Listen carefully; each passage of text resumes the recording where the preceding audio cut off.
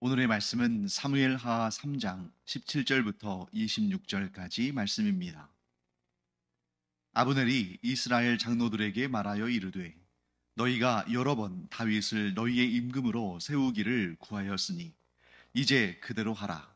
여호와께서 이미 다윗에 대하여 말씀하시기를 내가 내 종 다윗의 손으로 내 백성 이스라엘을 구원하여 블레셋 사람의 손과 모든 대적의 손에서 벗어나게 하리라 하셨음이니라 하고, 아브넬이 또 베냐민 사람의 귀에 말하고, 아브넬이 이스라엘과 베냐민의 온 집이 선하게 여기는 모든 것을 다윗의 귀에 말하려고 헤브론으로 가니라. 아브넬이 부하 20명과 더불어 헤브론에 이르러 다윗에게 나아가니, 다윗이 아브넬과 그와 함께한 사람을 위하여 잔치를 배설하였더라. 아브넬이 다윗에게 말하되 내가 일어나 가서 온 이스라엘 무리를 내 주 왕의 앞에 모아 더불어 언약을 맺게 하고 마음에 원하시는 대로 모든 것을 다스리시게 하리이다 하니, 이에 다윗이 아브넬을 보내매 그가 평안히 가니라. 다윗의 신복들과 요압이 적군을 치고 크게 노략한 물건을 가지고 돌아오니 아브넬은 이미 보냄을 받아 평안히 갔고 다윗과 함께 헤브론에 있지 아니한 때라. 요압 및 요압과 함께한 모든 군사가 돌아오매 어떤 사람이 요압에게 말하여 이르되 넬의 아들 아브넬이 왕에게 왔더니 왕이 보내매 그가 평안히 갔나이다 하니, 요압이 왕에게 나아가 이르되 어찌하심이니이까? 아브넬이 왕에게 나아왔거늘 어찌하여 그를 보내 잘 가게 하셨나이까? 왕도 아시려니와 넬의 아들 아브넬이 온 것은 왕을 속임이라. 그가 왕이 출입하는 것을 알고 왕이 하시는 모든 것을 알려 함이니이다 하고, 이에 요압이 다윗에게서 나와 전령들을 보내 아브넬을 쫓아가게 하였더니 시라 우물가에서 그를 데리고 돌아왔으나 다윗은 알지 못하였더라. 네, 아브넬, 곧 북쪽에 있는 이스라엘의 실권자죠. 이 아브넬이 이제 이스보셋을 버리고 다윗을 이스라엘 전체의 왕으로 세우려는 그런 작업을 시작합니다. 아브넬은 이 통일된 이스라엘에서 다윗이 왕이 되고 자기 자신은 그 다음에 실권자, 총리 정도, 재상, 이런 사람이 되기를 원한 것으로 보입니다. 아브넬은 누구보다도 실력 있는 사람이었지만 이스보셋을 세우고 자기가 그 뒤에서 조종하려고 했던 것처럼 다윗도 아마 그런 형태로, 그래서 실질적인 그런 실권자로서, 즉 왕은 허수아비로 세워놓고 자기가 그를 조종하는 그러한 자리를 차지하려는 그런 마음을 가졌던 것으로 보입니다. 그런데 이런 사람이야말로 두고두고 그 왕을, 혹은 오늘날도 마찬가지죠, 최고 지도자를 그 뒤에서 쥐락펴락하면서 자기 마음대로 부정과 비리를 저지르기도 하고, 또 때로는 이 왕을 또는 지도자를 협박하기도 하면서 그렇게 좀 나라를 위태롭게 하는 그런 유형의 그런 사람일 가능성이 크죠. 예를 들면 흥선대원군 같은 그러한 왕 뒤에서 실권을 장악하는 그러한 유형의 사람들을 보게 됩니다. 아브넬을 죽인 사람은 요압이지만 하나님께서 이 요압의 손을 통해서 다윗에게 가장 위협이 되고 위험한 인물 아브넬을 처리하셨다. 이렇게 볼 수도 있겠죠. 하지만 여기에서 우리가 굉장히 조심해야 할 부분이 있습니다. 그것은 하나님께서 요압의 손을 통해서 아브넬을 제거하셨다. 물론 그렇게 우리가 주장할 수 있습니다. 왜냐하면 하나님의 의도가 그러셨다면. 하지만 그렇다 해서 요압이 아브넬을 죽인 일을 의롭다고 말할 수 없고 요압에게 죄가 없는 것이 아닙니다. 왜냐하면 요압이 이 공식적인 전쟁터에서 아브넬을 죽인 것도 아니고, 그것도 그를 속여서 비무장인 상태에서 아무 방어력이 없는 사람을 죽였죠. 더군다나 다윗을 속였고 또 하나님께 여쭙지도 않는 그러한 상황이었기 때문에 하나님께서는 요압을 기쁘게 여기지 않으십니다. 물론 요압은 내가 하나님의 도구가 되어서 다윗 왕의 큰 걸림돌을 제거했다 이렇게 주장할 수 있을지 모르지만, 그런데 여러분, 그런 방식이 아니더라도 하나님께서는 얼마든지 하나님의 사람 다윗을 형통하게 하시고 그의 앞길을 열어주실 뿐이죠. 단 하나님께서는 그런 죄인들이, 또 악한 자들이 행한 일들조차도, 그런 악한 일들조차도, 그런 악한 사람조차도 하나님의 그 원대하고 위대한 하나님의 선을 이루시는 그 역사에 사용하시는, 즉 하나님께서 죄를 조장하신 것은 아니지만 그들이 벌인 그런 악한 역사들마저도 하나님께서 사용하셔서 하나님의 위대한 선을 이루신다. 이렇게 정리할 수가 있겠습니다. 자, 이제 아브넬이 어떤 일을 했는지 한번 볼까요? 아브넬은 이제 자기 뜻을 관철시키기 위해서 북쪽에 있는 사람들을 설득하기 시작합니다. 그래서 17절 말씀 보시면 아브넬이 이스라엘 장로들을 설득합니다. 이스라엘의 장로들이라면 그들이 이 북쪽 지역에 있는 이 열지파의 연합체의 지도자들을 의미하죠. 그런데 19절에 와서 또 한 번 이런 얘기가 나옵니다. 뭐라고 나오냐면 아브넬이 베냐민 사람들에게도 말을 했다. 베냐민 사람들도 설득했다는 거죠. 그런데 우리가 볼 때는 이 남쪽에 있는 지파는 유다 지파 하나고 북쪽에 있는 지파는 나머지 10지파입니다. 한 지파는 레위 지파니까, 레위 지파는 남과 북이 골고루 흩어져 있으니까 그들을 따로 계산하진 않은 거죠.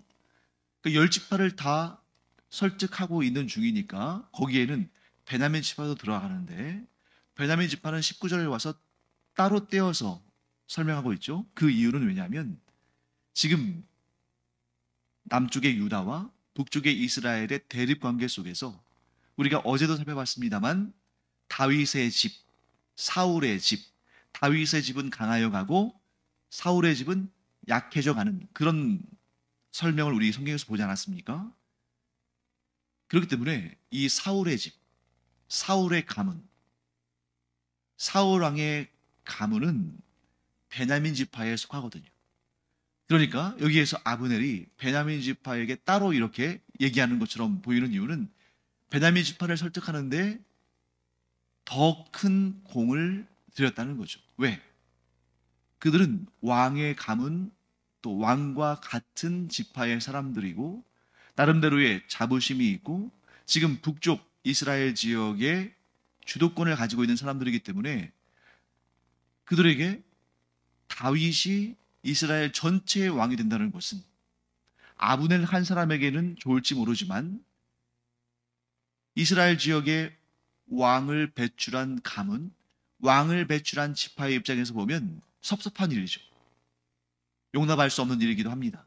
그렇기 때문에 그들을 설득하는데 그들이 설득됩니다. 아브넬이 주장하는 것이 정당해서라기보다는 그의 권력에 두려움을 느낀 거죠. 왜? 아브넬이 실질적인 이스라엘 전체를 지금 장악할 만한 힘을 가지고 있으니까. 그래서 왕인 이스보셋조차도 그의 악행을 지적하는 그런 말을 하고서도 아브넬이 막 협박주로 이렇게 반발하니까 대꾸를 하지 못하는 그런 상황이지 않습니까? 자, 그래서 이제 아브넬이 북쪽 지역 모든 지파들의 동의를 얻어서 남쪽의 유다의 다윗을 찾아옵니다. 20명의 사절단을 데리고 찾아오는 것이죠. 그리고 다윗에게 언약을 맺자고 합니다. 그 언약이 뭐겠어요? 어떤 언약인지 구체적인 내용은 나와 있지 않지만 우리가 분명히 알죠. 내가 이스라엘 전체, 이 북쪽에 있는 이스라엘 전체의 뜻을 모아서 왔으니 당신은 이스라엘 전체의 왕이 되고 나는 당신 밑에서 실무를 총괄하는 그러한 대신 혹은 총리 혹은 재상이 되게 해달라는 그런 언약이겠죠. 그런 언약이 이루어지고 있을 때, 그리고 기쁨으로 서로 잔치를 벌이고 또 다윗이 다윗이 이 아브넬을 평안히 돌아가게 했을 때 요압은 어디에 있었냐면 전쟁터에 있었습니다. 그리고 그도 승리하고 많은 전리품을 가지고 돌아왔습니다. 그런데 어떤 사람이 요압에게 그 사실을 알립니다. 아브넬이 와서 왕과 언약도 맺고 잔치도 벌이고 그리고 왕이 그를 평안히 돌아가게 했다. 아마 그 말을 전한 사람은 요압이 아브넬에 대해서 얼마나 큰 증오심을 가지고 있는지를 알고 있었던 사람일 거예요. 우리가 이전에 살펴본 것처럼 이 유다 쪽과 이스라엘 쪽이 싸웠을 때, 그때에 아브넬이 이 요압의 동생인 아사엘을 죽이지 않습니까? 그걸 가지고 앙심을 품은 거예요. 자기 동생을 죽인 일로 아브넬을 원수로 여기고 있는 것입니다. 자, 그것은 충분히 그럴 만하죠. 자기의 동생을 죽인 사람을 좋게 볼 사람이 어디 있겠어요? 하지만 문제는 아브넬은 그 요압의 동생 아사엘을 공식적인 전쟁 중에 죽였지만 요압은 그런 상황이 아닌데도 그를 죽이고자 하는 마음을 품었다는 데 문제가 있는 것입니다. 그래 놓고서 자기의 그 아브넬에 대한 개인적인 원한을 이렇게 포장하죠. 다윗에게 뭐라고 말하냐면 다윗에게 막 화를 내면서 역정을 내면서 왜 아브넬을 그냥 돌아가게 했습니까?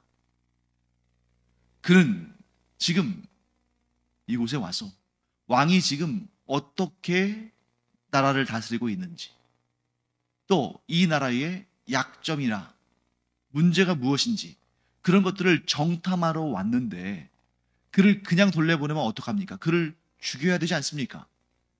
겉으로는 나라 걱정하는 것처럼 보이지만 사실은 요압 자신의 개인적인 원한을 풀지 못한 것에 대한 섭섭한 감정을, 다윗이 그렇게 하지 않은 것에 대한 그러한 섭섭한 감정을 가지고 있는 것이죠. 그래서 요압은 사람을 보내서 아브넬을 데리고 오게 합니다. 아마도 아주 중요한 얘기가 있으니까 다시 한번 오십시오, 이렇게 얘기했겠죠. 아브넬은 더 추가적인, 더 좋은 제안이 있나 보다 하고 어쩌면 좀 들뜬 기분으로 돌아왔을 수도 있습니다. 물론 이때 다윗은 요압이 그런 일을 벌이고 있는지를 알지 못했습니다. 왜? 다윗이 만일 알았다면 분명히 말렸을 것이기 때문에 요압이 다윗에게 알리지 않은 거죠. 자, 오늘 이 내용이 오늘 우리가 읽은 본문의 전반적인 내용입니다. 여기에서 우리는 뭘 할 수 있냐면 똑같은 하나의 일, 똑같은 역사의 한 시점을 바라보는 사람들의 생각은 제각각이고 그 상황 속에서 각자의 계산도 제각각이라는 사실을 우리가 알게 된다는 겁니다. 지금 이 이스라엘 전체를 통합하는 통일하는 이런 굵직한 역사뿐만 아니라 우리의 일상의 삶에서도 우리가 쉽게 마주치는 우리의 일상의 사람들과의 관계, 또 그들과 함께 이루는 어떤 일, 또 의도적으로 어떤 일을 계획하지 않는다 할지라도 일상 가운데 일어나는 모든 일들 가운데는 사람들의 생각이 같지 않다는 거예요.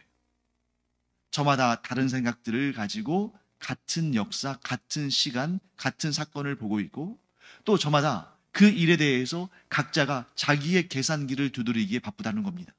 그런데 그 계산기는 전적으로 자기 자신을 중심으로, 자기 자신을 주인공으로, 자기 자신을 위해서, 그런 자기 자신의 욕심과 이익을 위해서 계산기를 두드리지, 다른 사람을 위해서 먼저 계산기를 두드리는 사람은 거의 찾기 힘들다. 이것은 우리가 인정할 수밖에 없는 일 아닙니까? 우리가 어떤 일을 바라볼 때 그 일을 바라보는 다른 사람들도 있을 텐데 그들과 완전히 똑같은 생각을 하는 경우는 거의 없다. 왜? 모든 사람은 자기 중심적으로 사건을 바라보고 자기 중심적으로 해석을 하니까. 그러면 지금 이 하나의 사건, 이 하나의 시간, 이 하나의 일에 대해서 아브넬과 다윗과 요압의 관점이 다르고 생각이 다르고 계산이 다르다는 것을 오늘 이 본문을 통해서 우리는 알게 됩니다. 먼저 아브넬의 계산은 어떤 계산이었습니까? 이스보셋보다 다윗이 더 나은 선택이다. 이제 이스보셋은 더 이상 내가 빼먹을 것이 없다. 그런데 요 다윗을 내가 조종하면, 다윗을 내가 이스라엘 전체의 왕으로 올리면 나에게 돌아올 유익이 굉장히 크겠다. 지금 이스보셋만 가지고는 요 북쪽 지역만 내가 실권을 행사할 수가 있는데, 이스보셋을 버리고 다윗을 높이면, 다윗을 이스라엘 전체의 왕으로 삼으면 내가 북쪽뿐만 아니라 남쪽까지도 실질적으로 다스릴 그럴 힘이 생기겠구나. 그리고 다윗은 내 꼭두가시처럼, 허수아비처럼 내 앞에 내세우고 내가 그를 조종하면서 실질적인 내 뜻대로 나라를 운영할 수 있겠구나. 이런 계산을 했을 겁니다. 그러니까 그는 비록 내가 왕이 아니라면 어때? 내가 왕이 아니어도 돼. 나는 왕의 자리는 오르지 않을 거야. 하지만 그 왕을 조종해서 나라 전체를 내 마음대로 쥐락펴락하고 싶은데 이스보셋 가지고는 안 돼. 이스보셋 버리고 이제 다윗으로 말을 바꿔 타야겠어. 일종의 뭡니까? 배신이죠. 그런 배신을 통해서 자기의 권력을 계속 크게 만들고자 하는 이런 유형의 사람, 하나님 기뻐하지 않으십니다. 또한 다윗도 이런 사람과 가까이에서 좋을 것이 없습니다. 왜? 한번 배신한 사람은 또 얼마든지 배신할 수 있기 때문이죠. 자, 그러면 이번에 다윗의 계산을 한번 볼까요? 다윗은 이 일을 두고 어떤 생각을 했을까? 다윗은 물론 아브넬이나 요압보다는 훨씬 나은 사람입니다. 그리고 우리가 잘 알다시피 다윗은 하나님의 뜻을 잘 받드는 사람이에요. 그래서 그는 어쨌든 동족 상잔의 비극, 남쪽의 유다와 북쪽의 이스라엘이 서로 싸우고 전쟁하면서 사람들이 죽어나가는 그런 일은 피하고 싶었습니다. 그래서 아브넬이 이제 평화로운 방법으로 북쪽 지역을 내어주는, 그리고 또 뭐 아브넬은 자기 나름대로 원하는 것이 있겠지만 그것을 내어주더라도 피를 흘리지 않는 방법으로 이 동족이 하나가 되었으면 좋겠다. 물론 뭐 다른 나라를 정복할 때는 전쟁을 안 할 수 없죠. 하지만 같은 민족, 이 이스라엘 민족이 하나가 되는 데는 좀 평화로운 방법, 피를 흘리지 않는 방법을 사용했으면 좋겠다. 여기까지는 충분히 이해가 됩니다. 하지만 여러분, 아무리 명분이 있고 좋은 일을 할지라도 그 수단에 있어서 불의한 방법을 사용한다는 것은 하나님께서 기뻐하지 않으시는 일이죠. 다윗은 아브넬이 이스보셋을 배반했다는 사실을 알고 있습니다. 그리고 그가 어떤 꿍꿍이를 가지고 자기 자신과 언약하자고 하는지 그것도 분명히 알고 있습니다. 그런데 그걸 수용하는 거예요. 왜?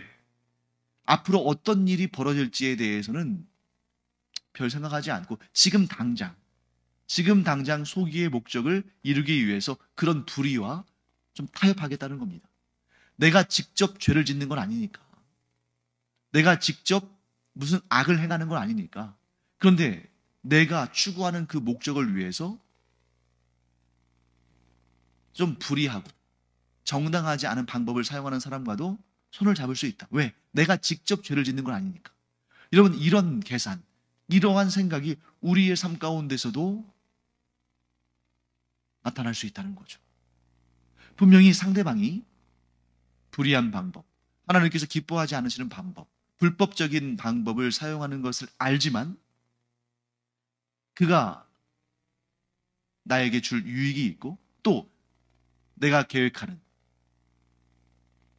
그 계획은 불의한 것은 아닙니다. 그 계획을 이루는데 그 사람이 도움이 될 수 있으니까. 그런데 내가 그 사람과 함께 일을 하지만, 그 사람을 수용하지만 내가 직접 내 손에 죄를 짓거나 피를 묻히는 것이 아니니까 그냥 눈 감아주는 그런, 좀 죄는 아니지만 떳떳하지 않은 그러한 결정들을 우리가 할 때가 있다는 거죠. 지금 다윗이 그런 상황입니다. 다윗의 뜻은 피를 흘리지 않고 이스라엘 민족이 하나가 되는 겁니다. 그것은 하나님께서도 기뻐하시는 뜻이고 정당한 일입니다. 그런데 그 일을 위해서 불의한 자, 자기의 주군을 배신한 자, 또 이기적인 생각으로 다윗 자신을 이용하려는 그 사람과 손을 잡는 것, 그것을 하나님께서는 기뻐하지 않으신다는 거죠. 더군다나 지금 이 다윗에게 있어서 가장 문제가 되는 것은 이 중요한 일을 당하면서 이 중요한 일을 지금 경험하고 이루면서 이전과는 달리 하나님께 여쭙지 않고 있다는 거죠. 이 아브넬과의 관계가 쭉 지금 성경에 기록되어 있는데 다윗이 지금 이 일을 두고 하나님께 여쭙지 않고 있다는 것입니다. 하나님, 이 아브넬과 손을 잡아야겠습니까? 아브넬의 언약을 받아들여야겠습니까? 그렇게 여쭈어야 되는데 여쭙지 않고 있는 것이죠. 마지막으로 요압의 계산을 보겠습니다. 요압은 다윗의 신하입니다. 물론 다윗의 조카가 되기도 하지만 일단 다윗의 신하니까 다윗에게 충성을 해야 됩니다. 그것이 신하된 도리죠. 그런데 자기 자신의 개인적인 원한 때문에 다윗의 결정에 항명합니다. 어쨌든 다윗이 잘못된 결정이라 할지라도 신하로서 그것을 따르는 것은 그 죄를 하나님께서 묻지는 않을 텐데 요압은 자기 개인의 개인적인 원한 때문에 다윗에게 따져들고 항명하는 거죠. 그는 지금 원한으로 인해서 눈이 멀어 있는 상태입니다. 자기 동생을 죽인 아브넬은 무조건 제거해야 할 대상이에요. 거기에다가 자신의 욕심의 문제도 걸려 있습니다.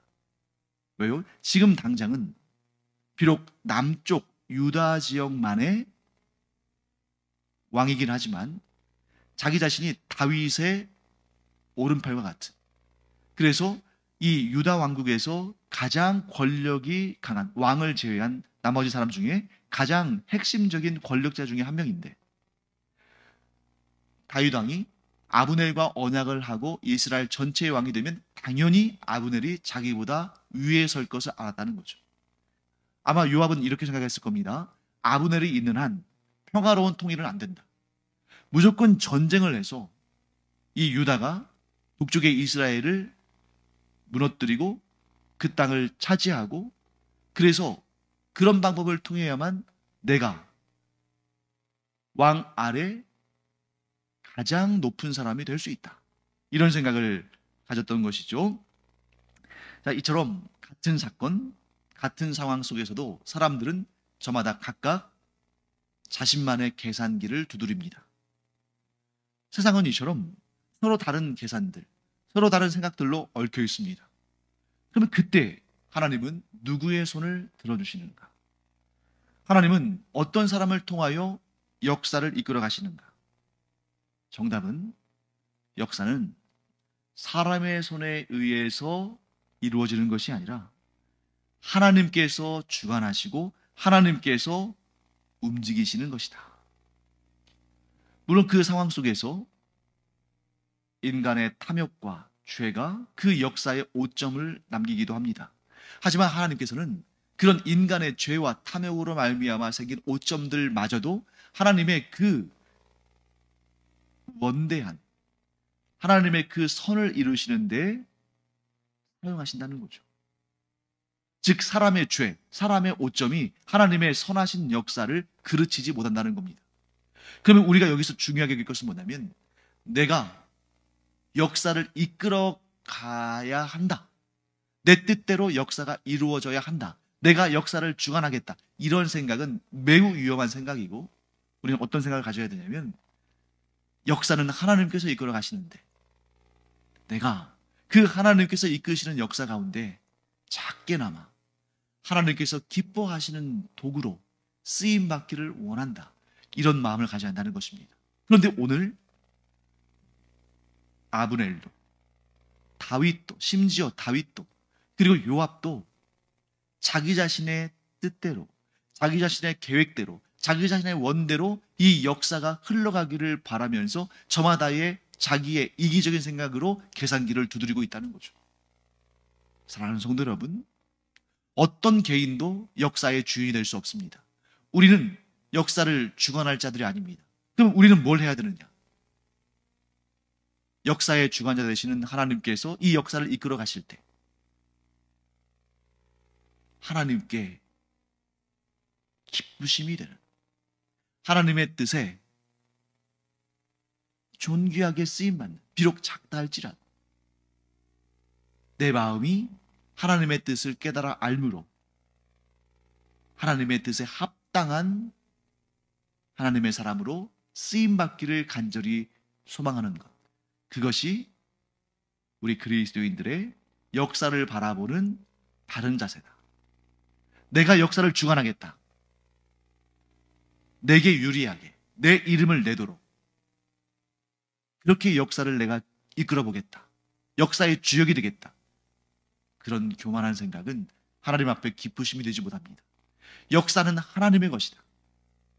그러므로 나는 하나님께 아주 작게나마 하나님의 뜻대로 쓰임받기를 원한다.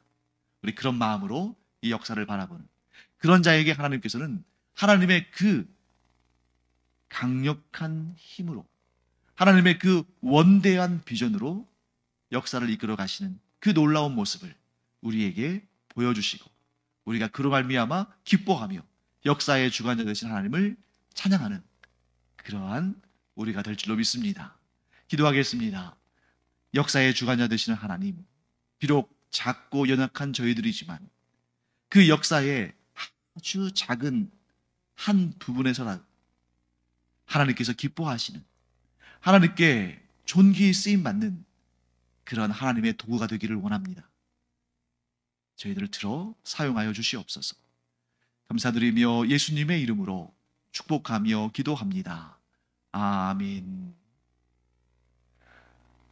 오늘날 우리가 뉴스나 보도를 보면서 이 역사를 보면 몇몇 사람들이 예를 들면 요즘 같으면 러시아의 푸틴, 미국의 바이든, 중국의 시진핑 이런 사람들이 역사를 막 이끌어가는 것처럼 보이지만 그러나 역사는 하나님께서 주관하시는 것입니다.